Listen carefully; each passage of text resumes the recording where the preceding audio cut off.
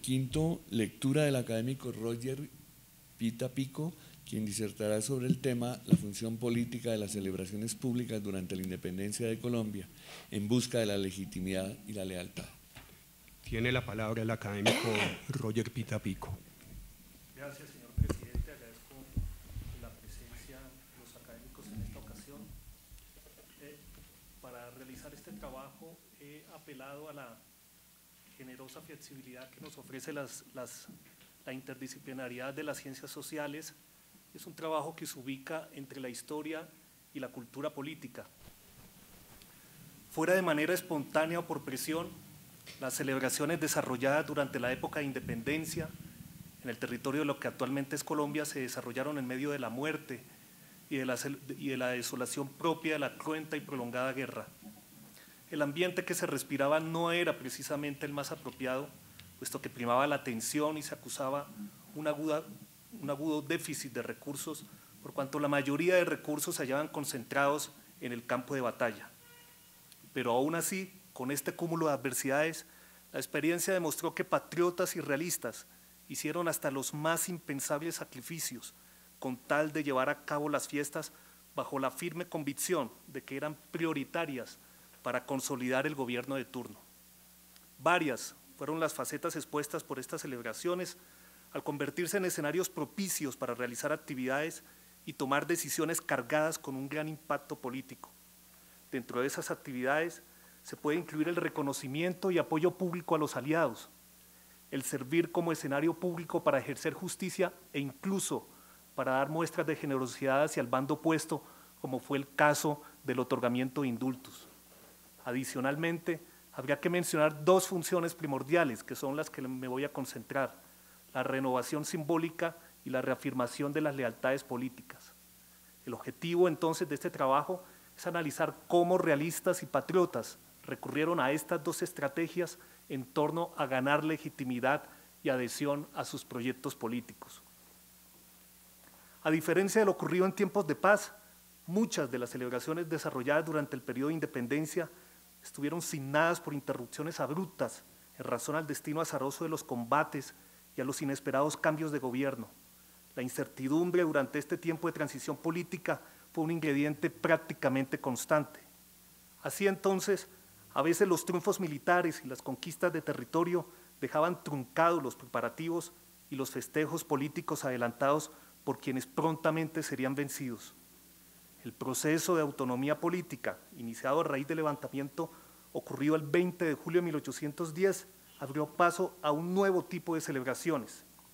Desde 1815, en la etapa de Reconquista, fue evidente el interés del Estado español por reanudar sus fiestas tradicionales, abrigando la esperanza de que este tipo de eventos coadyuvaría a recomponer el vapuleado poder monárquico después del primer experimento republicano.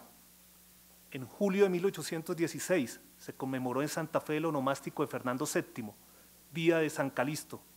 Esto fue lo que afirmó el comandante Pablo Morillo sobre la importancia del restablecimiento de este tipo de fiestas para infundir de nuevo en el pueblo llano la lealtad al rey. Volvieron, sí, volvieron esos días de gloria y alegría en que unidos alrededor del trono podemos manifestar pública y libremente las efusiones de nuestro corazón. Ya se renuevan aquellas solemnidades augustas, sabiamente instituidas por nuestros padres, que lejos de ser una vana ceremonia, son por el contrario lecciones necesarias para los pueblos, testimonios de amor, respeto al monarca. Cierro comillas. Después del triunfo obtenido el 7 de agosto, los patriotas restablecieron de nuevo su poder, esta vez para perpetuar las manifestaciones de reconocimiento a los hitos fundacionales y a los gestores de una nación libre. Veamos entonces cómo se desarrollaron las fiestas como escenario de renovación simbólica. En las celebraciones políticas, los símbolos adquieren una especial relevancia al facilitar el reconocimiento y adhesión al sistema de poder imperante. Durante el proceso de independencia, las fiestas fueron un espacio propicio para que el bando victorioso hiciera prevalecer sus símbolos y removiera los de su adversario. La idea era suprimir aquellas insignias representativas que pudieran suscitar alguna recordación de los vencidos e imponer lo que Georges Laumné llama una nueva memoria unívoca. Este choque de signos y emblemas, que por cierto tenían un gran componente visual, se complementaba con la pugna dada en el campo ideológico y discursivo. Símbolos y rituales se conjugaban de manera estratégica dentro del proceso de construcción de identidad política para cada bando. Ese despliegue de lenguaje simbólico adquiría una redoblada resonancia al efectuarse de manera abierta en eventos públicos. Las plazas y las calles cumplieron un papel preponderante como lugares privilegiados de expresión de lo ritual. Sedes de gobierno y casas de cabildo también sirvieron como escenario, aunque con un carácter más privado. Los asistentes a las ceremonias recurrieron eventualmente al uso de insignias como mecanismo para manifestar el compromiso personal hacia el sistema político imperante y simultáneamente para construir o reforzar los lazos de identidad colectiva y marcar la diferencia con los símbolos del proyecto político opuesto. De alguna manera, la exhibición de estos elementos podían también constituirse en una alternativa de control por parte de los gobernantes de turno para reconocer quiénes eran sus aliados. En 1808, cuando se celebraba la jura de Fernando VII en las ciudades de Pamplona y Cartagena, cada grupo de la población portaba divisas especiales en homenaje al monarca. En unos casos la F y el 7, otros llevaban una granada, otros un círculo de plumas, una cinta roja, una estampa de rosas. A manera de contraste con estas demostraciones de fervor monárquico, vale recordar el concurrido baile que organizaron en agosto de 1821 las autoridades republicanas en Bogotá para conmemorar el segundo aniversario de la batalla de Boyacá, evento al cual asistieron las damas adornadas con el gorro de la libertad, uno de los elementos más representativos de la Revolución Francesa. En ciertas circunstancias se escucharon clamores para recurrir a la renovación simbólica como mecanismo para afianzar el espíritu patriótico. El 4 de julio de 1812, durante la celebración llevada a cabo en el puerto de Cartagena con motivo del Día de la Independencia de los Estados Unidos, un columnista de la prensa local exaltó el sentimiento patriótico vivido en esas tierras del norte y cuestionó en las cartageneras su falta de solidaridad con el proyecto independentista. Abro comillas.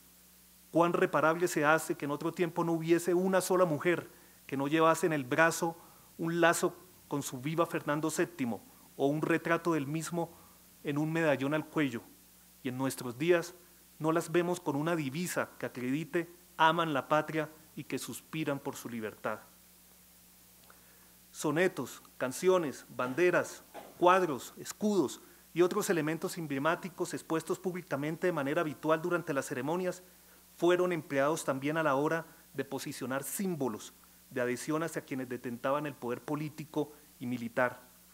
Durante los festejos desarrollados en Santa Fe, con ocasión del tercer aniversario del levantamiento político del 20 de julio, el presidente Antonio Nariño dispuso el ingreso de la bandera del batallón de patriotas al Palacio de Gobierno y al mismo tiempo mandó cortar las armas reales que todavía llevaba este estandarte ubicado en aquel recinto. Al mes siguiente tuvo lugar en la iglesia de los agustinos de esta misma ciudad la bendición de la bandera de Cundinamarca, acto al cual concurrieron todas las tropas enarbolando el nuevo pabellón tricolor, mientras que el batallón auxiliar portaba la bandera con las armas del rey. Después de entonarse en el púlpito un himno a la patria, tuvo lugar una escena descrita minuciosamente por el cronista José María Caballero. Dice el cronista, la entraron, la bandera del rey, en la iglesia con la acostumbrada solemnidad hasta el altar mayor donde estaba el capellán de la tropa, reverendo padre Florido, el que hizo ciertas ceremonias para quitarle la bendición, que me hago el cargo que será como lo mandó el ritual romano.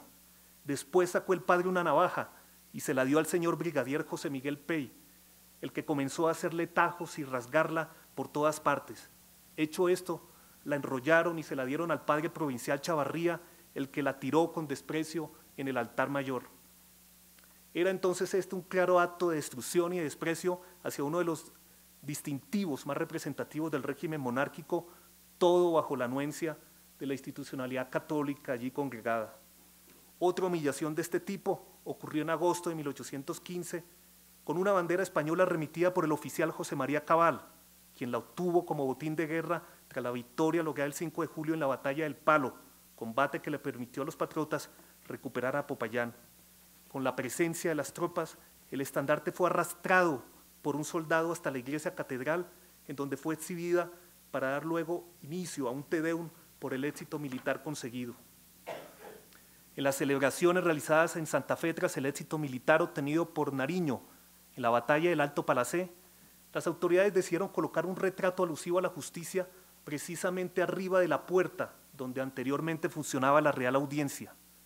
Ese mismo año, con motivo de la Declaratoria de Independencia Absoluta, don Domingo Caicedo, cura de la población de Purificación, creyó que era consecuente con esa especial coyuntura, abro comillas, echar por tierra todos los retratos y signos representativos de las cadenas antiguas que tan gloriosamente hemos sacudido.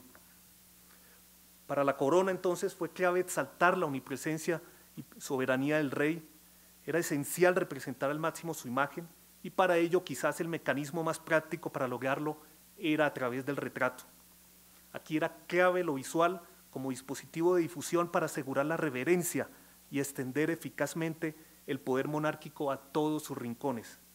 Una prueba elocuente en la que se puso de relieve la reverencia y el poder intimidatorio que giraba en torno a la imagen real le ocurrió a Manuel José Sánchez, quien por orden del Consejo de Guerra fue sentenciado en octubre de 1816 a la pena de horca y fue expuesta públicamente su mano derecha en la villa de Leiva por el hecho de haber cortado la cabeza a un retrato del rey Carlos II.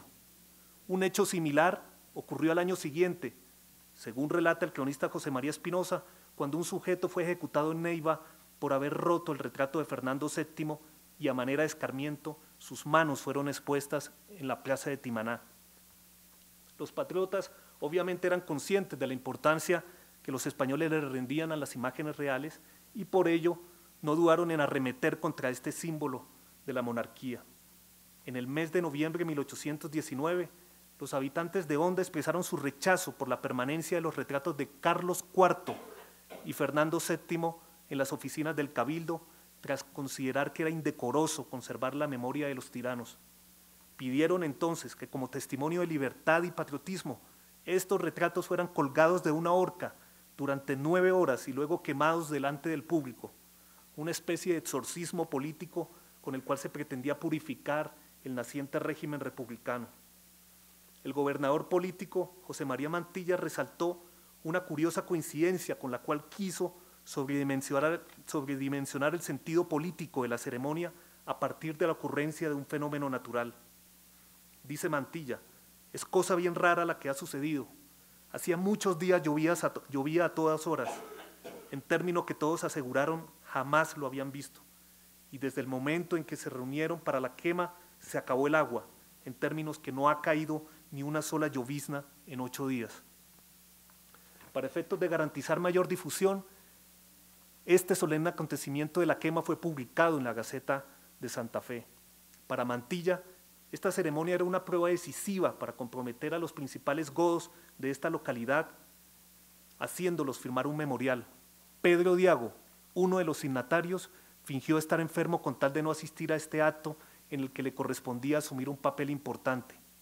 Desde luego, esta ausencia fue vista por las autoridades con profunda sospecha, aunque al final no se tomó ninguna retaliación por esta aparente vacilación en sus convicciones políticas.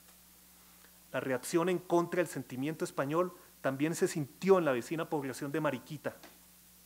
Allí un porcentaje de opiniones se inclinaban por represalias más radicales. Así, por ejemplo, Higinio Zulano sugirió descuartizar los cuadros y botarlos al muladar. Leandro Vanegas propuso que fueran pasados por las armas. El ciudadano Basilio Carrión pensaba que lo mejor era atravesar los retratos con una lanza para después degollarlos y quemarlos. Ildefonso Roldán estaba de acuerdo con pisotearlos y escupirlos. José Montero creía que después de quemar las imágenes había que esparcir las cenizas al río Gualí. Ideas curiosas también se escucharon, como la de Patricio Armero, quien propuso atar los retratos a la cola de un burro para arrastrarlos por las principales calles, y otro vecino que aconsejó sepultarlos en excremento de caballerías. De 87 asistentes a este singular evento, la gran mayoría coincidió en sentenciar simbólicamente a los reyes a la horca y al fuego. Para dejar constancia de esta determinación, todos estamparon sus firmas en señal de aprobación. Con antecedentes como estos, los realistas no vacilaron en tomar precauciones con tal de que sus imágenes y sus representaciones más veneradas no siguieran siendo mancilladas. A finales de enero de 1820, las tropas del coronel Sebastián de la Calzada pudieron retomar a Popayán y fueron acogidas con júbilo por la mayor parte de sus habitantes. Como constatación de la lealtad irrestricta al régimen monárquico, se sacó el retrato que estaba escondido en el edificio de Cabildo para evitar que fuera destruido por los enemigos políticos. Este cuadro fue acomodado en un trono, teniendo de fondo un dosel, acompañándolo todo el pueblo con ceras encendidas y una gran música, tributando sumisión y amor a su idolatrado Fernando. El culto rendido por siglos a la figura del rey fue finalmente sustituida por el inmenso poder y admiración que despertaba el libertador Simón Bolívar, constituyéndose este en el más acabado y duradero de los cultos patriotas de la América independentista. Precisamente el propósito político de los republicanos fue destruir la imagen bondadosa que se había construido en torno al monarca, contraponiéndola con la figura benefactora y salvadora de Bolívar. De manera especial, los patriotas recurrieron con bastante frecuencia a las formas de expresión cultural. Particularmente las obras teatrales eran infaltables dentro de los entretenimientos programados para las celebraciones políticas, cuyo propósito era básicamente educar a través de una pedagogía de lo ritual, observándose cierta politización en el intento por cumplir una función social y por inculcar los ideales de la República. La mayoría de estas obras teatrales eran comedias y obras trágicas, alusivas a los héroes o a los triunfos obtenidos. Durante las fiestas del 20 de julio de 1815 en Santa Fe, quinto aniversario del levantamiento político, se incluyó en la programación un monólogo en el que un actor representaba a Antonio Ricaurte, mártir de San Mateo. Todos conocemos que dentro de las actividades desarrolladas en Funza, población ubicada a pocas leguas de Bogotá, se preparó con ocasión del 10º aniversario una representación teatral en verso para recrear la tragedia padecida por Policarpa Salabarrieta, obra que, según dicen, despertó sollozos y lágrimas entre el público. En muchas de estas representaciones fue reiterativa la intención de enaltecer las virtudes del régimen republicano y marcar contraste haciendo ver los efectos negativos ligados al poder monárquico. En sus memorias, el oficial patriota Richard Fowell ofreció detalles sobre los festejos que organizó en Bogotá el general Santander con motivo de la unión de los pueblos de Venezuela y Nueva Granada. Frente al palacio, en el que se ofrecía un baile de gala, apareció un carro triunfal tirado por un joven encadenado con manto real y corona de oro, queriendo representar a Fernando VII. 28 años de edad cumplió Santander el 2 de abril de 1820, motivo que fue festejado por las altas personalidades de la capital. 10 señoritas lujosamente ataviadas iban en un carro conducido por unos soldados vestidos de oidores. Ellas escenificaban a cada una de las provincias libres y en medio de ese grupo se hallaba un joven militar vestido elegantemente, quien personificaba al homenajeado vicepresidente. Varias esclavas, que encarnaban a cada una de las provincias sometidas al yugo español, le tendían la mano a aquel joven implorándole socorro y portando unas poesías alusivas a la ocasión. En Bogotá, uno de los días festivos por el 2º aniversario de la batalla de Boyacá fue dedicado a las máscaras y a los disfraces en medio de melodías militares. Entre las comparsas llamó la atención una alusiva a la emigración del virrey Sámano, causando muchas risas entre el público al ver cómo se remedaba casi a la perfección y se ridiculizaba a este expulsado gobernante español. Tras escucharse la noticia sobre la entrada victoriosa del comandante Mariano Montilla a Cartagena, el comandante republicano, en 1821 los residentes de la villa de Barranquilla celebraron de manera espontánea con vivas, danzas y diversiones. A los 2 días se organizó una función de iglesia y salieron por las calles 2 carros, el uno brillantemente adornado con damascos y espejos en que una hermosa niña ricamente vestida figuraba a Colombia triunfante y otras jóvenes que la iban asistiendo y llevaban sus jeroglíficos, y otro carro estudiadamente ruin y maltratado en que se veía a Fernando VII abatido y moribundo, con su cetro y corona caídos y sus ministros satélites en una desesperada confusión. Un bando anunció a principios del año siguiente en el puerto de Cartagena la promulgación de la nueva Constitución de la República de Colombia. En esta ocasión, alrededor del Palacio de la Intendencia se ubicó una pintura alegórica a la libertad, con los emblemas del despotismo y la tiranía pisoteados. 2 días después, un castillo de fuego se quemó al frente de la torre de la catedral. Allí estaba representada la estatua del virrey Juan Sámano, que ardió para significar el aniquilamiento del régimen español. Vale aclarar que no siempre se puede hablar de una ruptura radical entre la forma como los españoles realizaban sus celebraciones cívicas y el estilo utilizado por los patriotas. De hecho, existieron ciertos elementos y símbolos de la fiesta monárquica que fueron retomados o adaptados por el naciente gobierno independiente. El virrey Juan Sámano había dispuesto en junio de 1819 la construcción del túmulo y de los adornos con miras a honrar la memoria de la reina María Isabel de Braganza en unos actos que estaban programados previamente para el mes de agosto. Estas intenciones fueron abruptamente suspendidas por cuenta del triunfo obtenido en la batalla de Boyacá. Paradójicamente, esos elementos fueron empleados por los vencedores para celebrar los servicios fúnebres en memoria de los mártires sacrificados en el patíbulo y de los militares muertos en la campaña libertadora. Otra de las decoraciones que las autoridades españolas tenían previstas para rendir honores a su reina fallecida era un gran cuadro pintado especialmente para la ocasión, obra que por fuerza de las circunstancias político-militares fue modificada y acomodada para ornamentar la nueva celebración patriota. Por estos hechos anecdóticos, el historiador José Manuel Glut comentó en sentido irónico que hasta la reina difunta había participado de la derrota sufrida por los realistas en el puente de Boyacá. Serios indicios dan cuenta de otro ejemplo en el que quedó en evidencia el proceso de adaptación en las celebraciones, tras el impacto generado por los combates y los cambios súbitos del poder. Al cabo de 2 meses de ocurrida la batalla de Boyacá, le fue encomendada al pintor santafereño Pedro José Figueroa una obra para el homenaje que se pretendía ofrecer a Bolívar y al Ejército Libertador. Este óleo sobre tela, que es el que pueden ver ustedes en las hojas que se han repartido, representaba al gran héroe caraqueño abrazando una mujer india que simbolizaba América.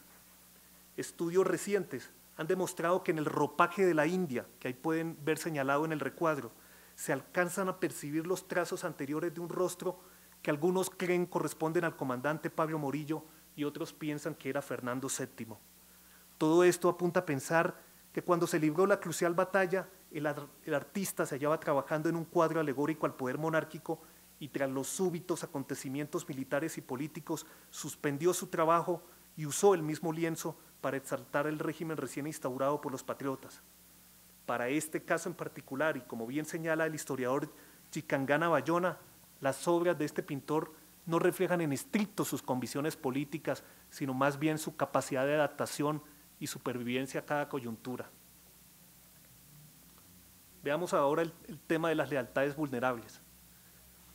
Para el régimen de turno, las celebraciones se convirtieron en un factor estratégico para afianzar sus principios y fortalecer los vínculos de lealtad. El problema es que para cumplir ese objetivo se recurrió en ocasiones a mecanismos de presión y manipulación, lo cual hacía que no siempre fuera espontánea y libre la participación popular en este tipo de eventos. En 1810, en Popayán, el gobernador español Miguel Tacón logró aglutinar todas sus fuerzas y aumentar su armamento para aplacar las primeras revueltas de los criollos. A los pocos días, convocó al pueblo por medio de bando público y en una de las esquinas de la plaza se alistó un solio para él y asientos para los miembros del ayuntamiento. Funcionarios y militares se tomaron el trabajo de ir de casa en casa, entre comillas, aconsejando a los habitantes para que colgaran doseles en sus puertas y ventanas y además para que colocaran banderas y regaran flores por las calles, todo esto con motivo de que el gobernador saldría a dar las gracias por la lealtad demostrada durante los alzamientos vividos en esta ciudad. Tal como estaba programado, se abrió paso un gran desfile presidido por el propio Tacón, quien montado en su caballo y luciendo un vistoso uniforme, marchó lanzando vítores al pueblo en medio de música, tambores y voladores. En el mes de julio de 1816, en un hecho también muy conocido en tiempos de la Reconquista, dentro del marco de las fiestas por el onomástico del rey, el general Pablo Morillo invitó a lo más connotado de la sociedad santafereña para que participaran de un baile paradójicamente en la misma edificación donde funcionaba el temible Consejo de Guerra. Las viudas de los patriotas condenados a muerte se vieron precisadas a hacerse presentes, ya que de no hacerlo serían acusadas de infidencia por no rendir la debida alabanza al monarca. Igual requerimiento debieron atender las esposas y deudos de los presos y desterrados, todo con tal de no ver agravada su ya estigmatizada situación. Las celebraciones fueron utilizadas también como estrategia política de manipulación. A mediados de 1819 se llevaron a cabo una serie de fiestas en Santa Fe, pero en realidad la victoria proclamada no era muy clara. El virrey Juan Sámano hizo todo lo posible con tal de ocultar el fracaso militar en que terminaron sumidas las tropas españolas en el pantano de Vargas y el avance impetuoso del ejército libertador hacia la capital. Para ello, organizó misas solemnes, sonaban cohetes, repiques de campana anunciando las supuestas derrotas sufridas por los insurgentes en los llanos del Casanare, pero las deserciones, las bajas en combate, la cada vez más recurrente llegada de soldados españoles heridos de lanzas y el envío de botiquines a la zona de conflicto hacían pensar a los habitantes capitalinos que las cosas no iban tan bien como lo pregonaban las autoridades. Al parecer, la intención de Sámano con esta artimaña era escapar soterradamente sin tener que lidiar obstáculos o enemigos en el camino hacia Honda y Cartagena. Para los funcionarios, los militares, los religiosos, los nobles y las gentes del común, las celebraciones políticas también se constituyeron en una oportunidad para acreditar sus lealtades y compromisos, pero en otras circunstancias fue posible observar situaciones contrastantes por cuenta de las transiciones políticas. Individuos que se mantuvieron incólumes en sus convicciones debieron atenerse a las consecuencias y señalamientos del bando opuesto que detentaba el poder.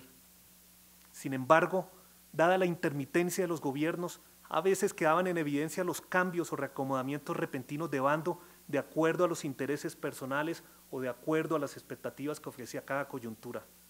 El pánico ante eventuales represalias o venganzas, el miedo ante la amenaza de perder privilegios ya alcanzados o el impulso natural de aventurarse a buscar mejores condiciones sociales y económicas fueron algunas de las justificaciones que pudieron explicar estas súbitas mutaciones en las lealtades políticas.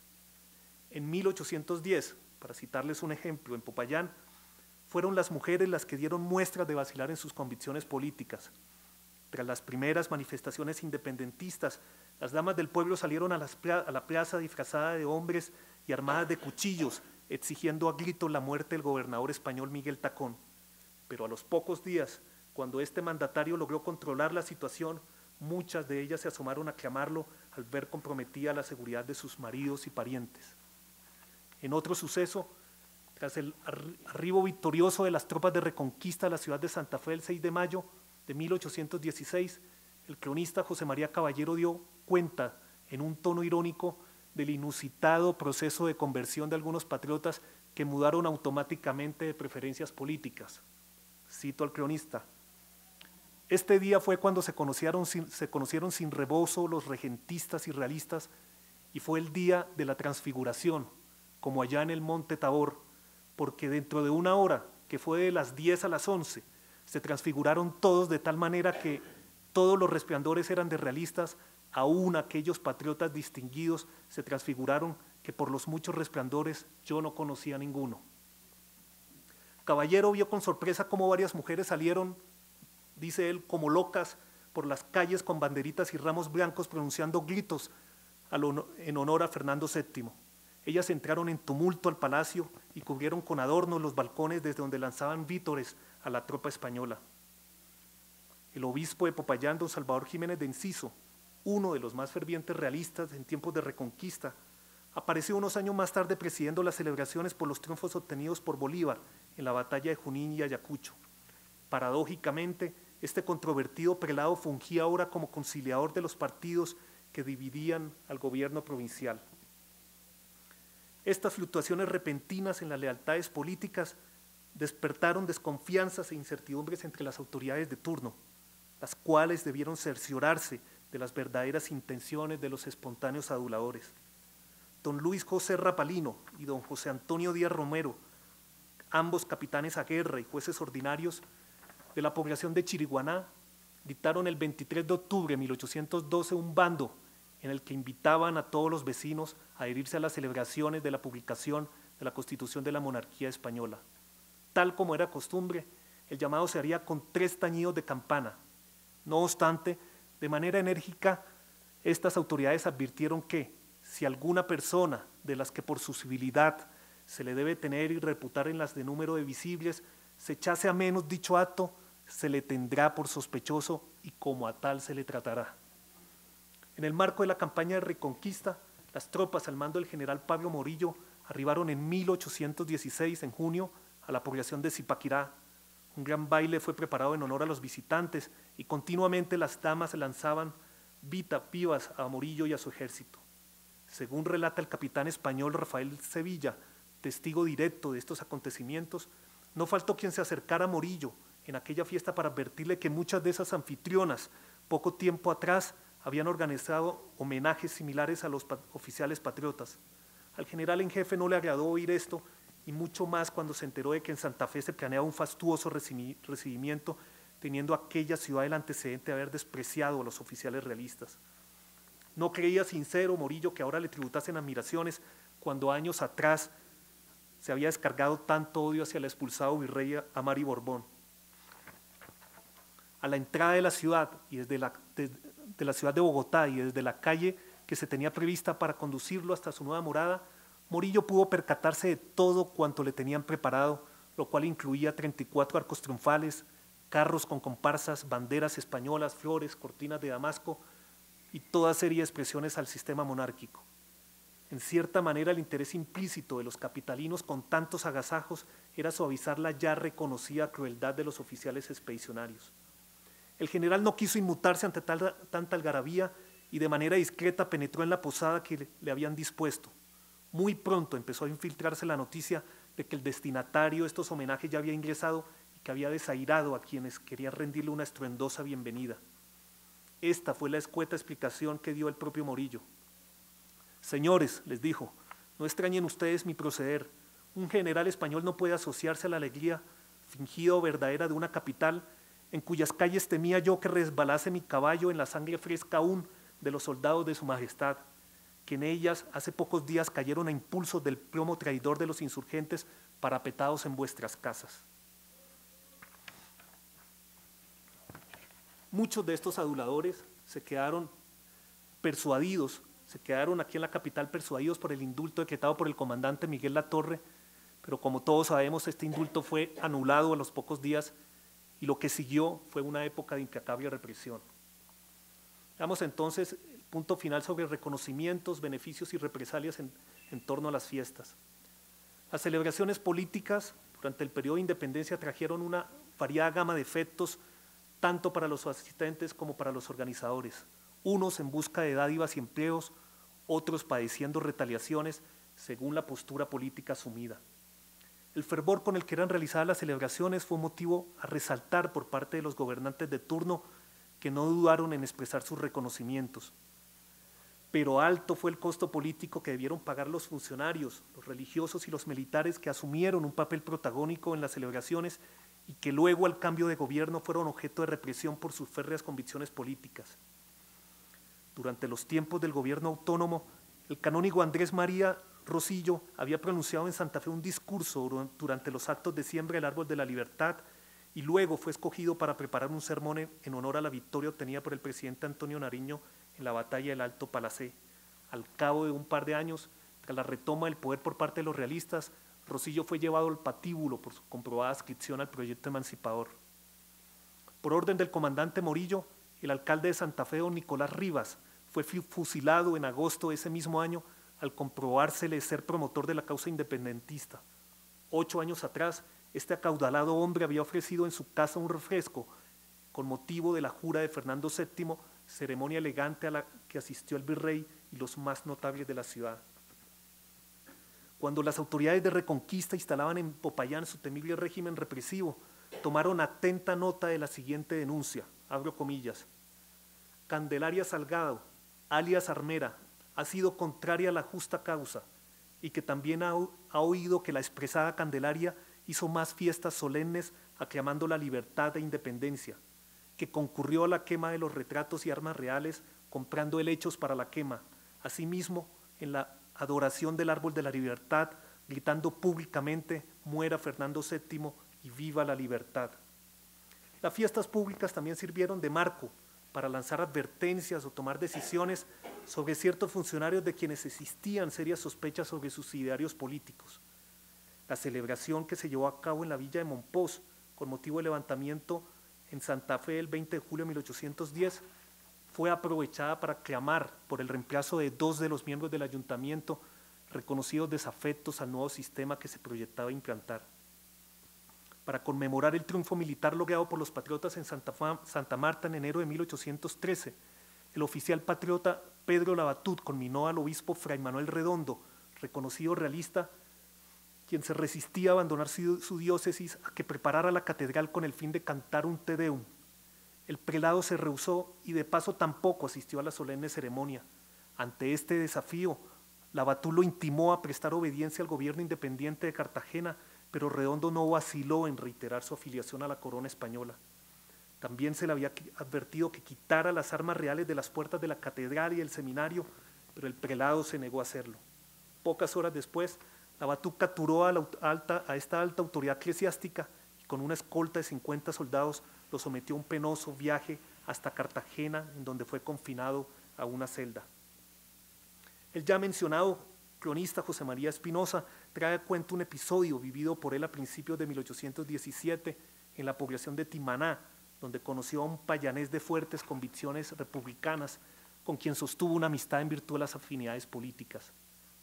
Al enterarse de las noticias sobre los avances logrados por los patriotas en los llanos del Casanare y la inminente llegada de Bolívar para reforzar los cimientos de la campaña libertadora, aquel sujeto payanés decidió celebrar con un baile cuyo motivo obviamente mantuvo en secreto por cuestiones de seguridad. Espinosa recogió con detalle lo sucedido en esa noche, abro comillas.